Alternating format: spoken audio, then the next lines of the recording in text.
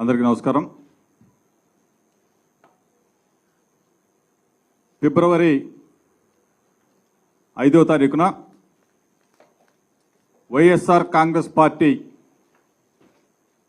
విద్యార్థుల పక్షాన ఫీజు పోరు అన్ని జిల్లా కలెక్టరేట్లో కలెక్టర్లను కలిసి లక్షలాది మంది ప్రజలు, తల్లిదండ్రులు, విద్యార్థుల తల్లిదండ్రులు అందరినీ కూడా కలుపుకొని విద్యార్థుల పక్షాన, తల్లిదండ్రుల పక్షాన ఈరోజు రాష్ట్ర ప్రభుత్వం, చంద్రబాబు నాయుడు ప్రభుత్వం అధికారంలోకి వచ్చిన తర్వాత విద్యార్థుల పక్షాన కట్టవలసిన బకాయిలు, విద్యా దీవెన, వసతి దీవెన బకాయిలు కట్టకుండా విద్యార్థులని నట్టేట ముంచే కార్యక్రమం. పేద విద్యార్థులు హలో లక్ష్మణ అంటూ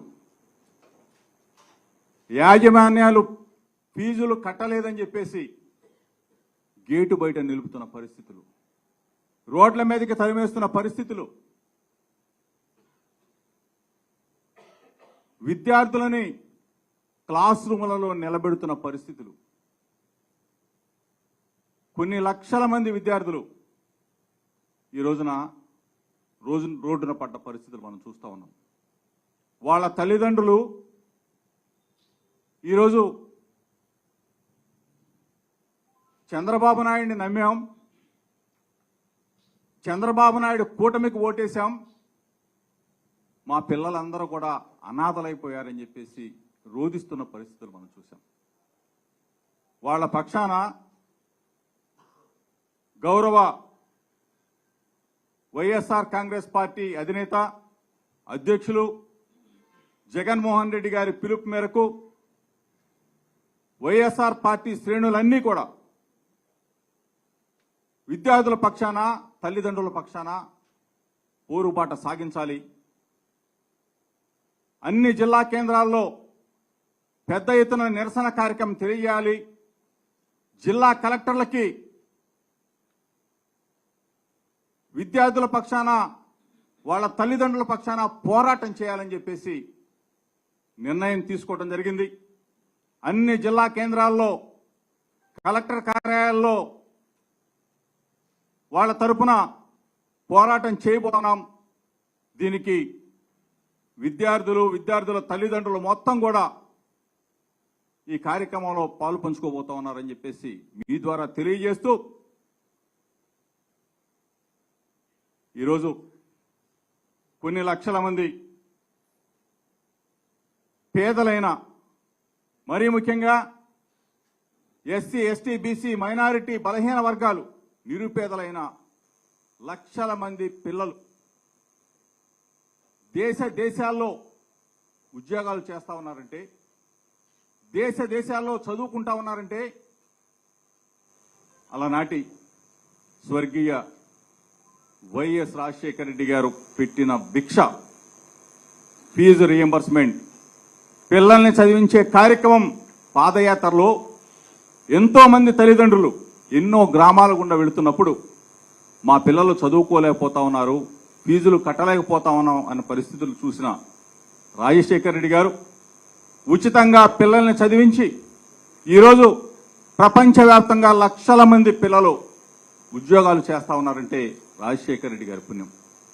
ఆ తర్వాత రాజశేఖర రెడ్డి గారి బాటలో 2 అడుగులు ముందుకు వేసి జగనన్న ఈరోజు పిల్లలందరినీ కూడా బ్రహ్మాండంగా చదివించి, బ్రహ్మాండంగా ఫీజులు కట్టి, వాళ్ళకి ఒక ధైర్యం నింపడం కోసం డైరెక్ట్గా పాఠశాలలకో, కళాశాలలకో డబ్బులు వేయకుండా తల్లిదండ్రుల చేతుల్లో డబ్బులు పెట్టి, ఆ డబ్బులు తీసుకెళ్లి నా పిల్లవాడికి ఫీజు కడతా ఉన్నానని చెప్పేసి ధైర్యంగా ఫీజు కట్టి ఆ తల్లిదండ్రులు కళాశాలలో పిల్లల్ని చదివించుకునే ఒక బ్రహ్మాండమైన బంగారు రోజులు పోయి ఈ రోజున చంద్రబాబు నాయుడు ఏం చెప్పావు? చంద్రబాబు నాయుడు ఫీజులు కడతానని చెప్పి మోసం చేసి ఈరోజు పిల్లల్ని అనాథలను చేస్తున్నా చంద్రబాబు నాయుడు. కనీసం వాళ్ళకి బకాయిలు చెల్లించే పరిస్థితులు లేవు అని చెప్పేసి నువ్వు నిర్భయంగా నిన్నగాక మొన్న చెప్తా ఉన్నాడు ప్రజెంటేషన్లో, మేము కట్టలేకపోతా ఉన్నాం అని. సిగ్గుగా లేదా అని చెప్పి అడుగుతా ఉన్నాం. పిల్లల్ని రోడ్ల మీద పడేస్తావా అని చెప్పి అడుగుతా ఉన్నాం. తక్షణం వైఎస్ఆర్ కాంగ్రెస్ పార్టీ తరఫున డిమాండ్ చేస్తా ఉన్నాం. వాళ్ళ తరఫున పోరాటం చేస్తాం. రాష్ట్ర ప్రభుత్వం వెనువెంటనే బకాయిలు మొత్తం కూడా కట్టాలి, పిల్లల్ని ఆదుకోవాలి, తల్లిదండ్రులని వాళ్ళు పెడుతున్న కన్నీటిని తుడవాలని చెప్పేసి వైఎస్ఆర్ కాంగ్రెస్ పార్టీ తరఫున మేమందరం కూడా డిమాండ్ చేస్తూ ఈరోజు పెద్ద ఎత్తున అందరం కూడా కలిసి కథన రంగంలోకి తిరగబోతా ఉన్నాం. 5వ తారీఖున అన్ని కలెక్టర్ కార్యాలయాలని ముట్టడించబోతా ఉన్నాం. విద్యార్థుల పక్షాన పోరాటం చేయబోతా ఉన్నాం అని చెప్పేసి తెలుపుకుంటూ మిత్రులు సోదరులు వెల్లంపల్లి శ్రీనివాస్ గారు మాట్లాడతారు. అందరికీ నమస్కారం. ఏదైతే విద్యార్థుల యొక్క భవిష్యత్తు కోసం, వారి యొక్క చదువులు పూర్తి చేయడం కోసం అని చెప్పని ఆ రోజు స్వర్గీయ వైఎస్ రాజశేఖర రెడ్డి గారు, చదువు అంటేనే గుర్తుకొచ్చే వ్యక్తి వైఎస్ రాజశేఖర రెడ్డి గారు, వారు పెట్టిన ఏదైతే ఫీజు రియంబర్స్మెంట్ కావచ్చు, ఉచిత విద్య కావచ్చు, దాదాపు 2004 నుంచి ఇప్పటి వరకు కూడా రాజశేఖర రెడ్డి గారు చదువు మీద ఎంతో శ్రద్ధతో ముందుకెళ్తుంటే, కానీ ఇప్పుడున్న ముఖ్యమంత్రి చంద్రబాబు నాయుడు వాటికి వెన్నుపోటు పొడిచే విధంగా సుమారుగా దాదాపు అధికారంలోకి వచ్చి 9 నెలలు కావస్తుంది. ఏదైతే ఫీజు రియంబర్స్మెంట్ విద్యార్థులకి చెల్లించాల్సిన ఫీజుని ఇప్పటి వరకు కూడా చెల్లించకుండా పెద్ద చదువులు చదువుకునే వాళ్ళకి కానివ్వండి, ఉన్నత చదువులు చదువుకునే వారికి కానివ్వండి, వారందరికీ కూడా ఇబ్బంది పడే విధంగా, వాళ్ళ యొక్క భవిష్యత్తు రోడ్డు మీద పడిపోయే విధంగా ఈరోజు ఈ కూటమి ప్రభుత్వం పనిచేయడం అనేది చాలా బాధాకరం. ఎందుకంటే ప్రభుత్వాలు మారినప్పటికీ కూడా వైఎస్ రాజశేఖర రెడ్డి గారు, మళ్ళీ తర్వాత జగన్మోహన్ రెడ్డి గారు వచ్చాక అమ్మ ఒడి అని చెప్పని కేజీ నుంచి పీజీ వరకు ఉచిత విద్య చేయించాలని చెప్పని ఆ రోజు వైఎస్ జగన్మోహన్ రెడ్డి గారు కూడా పాదయాత్రలో చెప్పడం జరిగింది.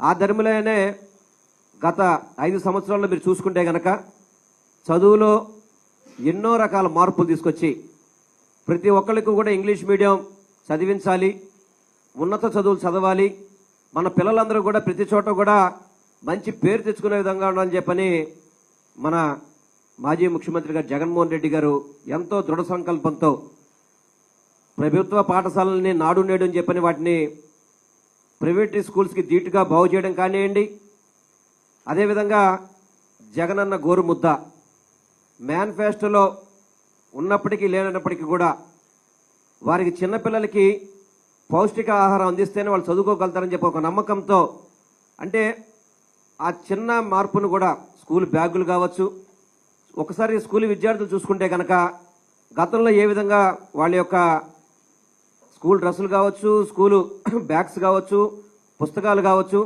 ఏ విధంగా మార్పు తీసుకొచ్చారో మనందరికీ కూడా తెలిసిన విషయమే.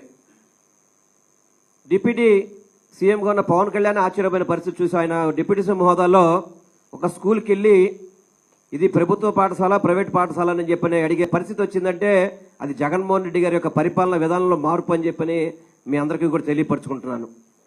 అటువంటి విద్యార్థుల్ని ఈరోజు రోడ్డును పడేసే విధంగా ఈ కూటమి ప్రభుత్వం పనిచేస్తుంది. వాళ్ళు ఫీజు బకాయిలు చెల్లించకుండా వాళ్ళ చదువులు మధ్యలోనే ఆగిపోయే విధంగా ఈరోజు ఈ కూటమి ప్రభుత్వ పరిపాలన జరుగుతుంది.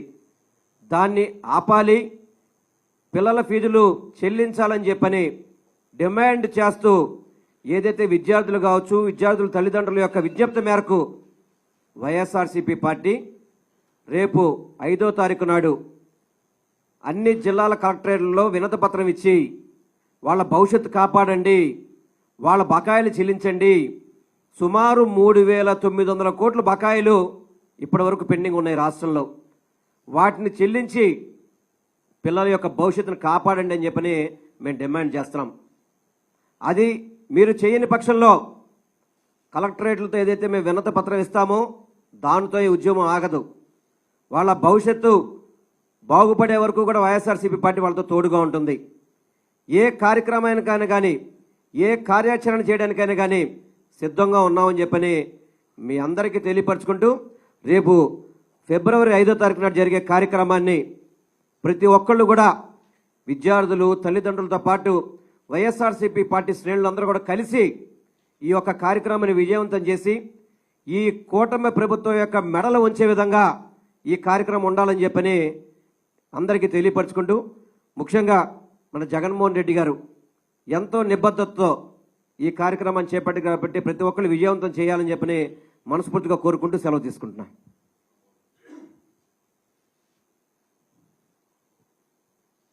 5వ తారీఖున అంటే వచ్చే నెల 5వ తారీఖున రాష్ట్ర వ్యాపితంగా ప్రతి జిల్లా హెడ్ క్వార్టర్లోనూ కలెక్టర్ను కలిసి విద్యార్థులతోనూ, విద్యార్థుల తల్లిదండ్రులతోనూ, వైఎస్ఆర్సీపీ నాయకులతోనూ కలిసి వెళ్ళి ఒక డిమాండ్ పత్రాన్ని ఇవ్వాలని వైఎస్ఆర్ కాంగ్రెస్ పార్టీ నిర్ణయించింది. దీన్నే మేము ఫీజు పోరుగా అభివర్ణిస్తున్నాం. ఎందుకు ఫీజు పోరు అంటే, చంద్రబాబు నాయుడు గారు అధికారంలోకి వచ్చిన తర్వాత ఫీజు రీఎంబర్స్మెంట్ చెల్లించటంలో విఫలమయ్యారు. సుమారుగా 2,800 కోట్ల రూపాయలు యాజమాన్యాలకు బకాయి పడ్డారు. దానితో పాటు విద్యా దీవెన, వసతి దీవెన సుమారుగా 1,100 కోట్ల రూపాయలు, మొత్తం 3,900 కోట్ల రూపాయలు బకాయిలు పడటం వలన విద్యార్థులు చాలా ఇబ్బంది పడుతున్నారు. ఏ విధంగా అంటే, యాజమాన్యాలు ఫీజు చెల్లించకపోతే ఏం చేస్తారు? క్లాసుకు రావద్దంటారు, లేదు సర్టిఫికెట్లు ఇవ్వమంటారు. మీరు క్లాసుకు రావాల్సిన అవసరం లేదు, మాకు ప్రభుత్వం కట్టవలసినటువంటి ఫీజులు కట్టడం లేదు, మేము ఎలా నడుపుతాం కాలేజీలను, కళాశాలను, అందువల్ల మీరన్నా కట్టండి లేకపోతే మానేయండి అనేటువంటి ధోరణితో వాళ్ళ మేనేజ్మెంట్ గత్యంతరం లేని పరిస్థితుల్లో వాళ్ళు అలా యాక్ట్ చేస్తున్నారు. ఏం జరుగుతుంది? చివరికి విద్యార్థులు కళాశాలకు వెళ్ళలేని పరిస్థితి.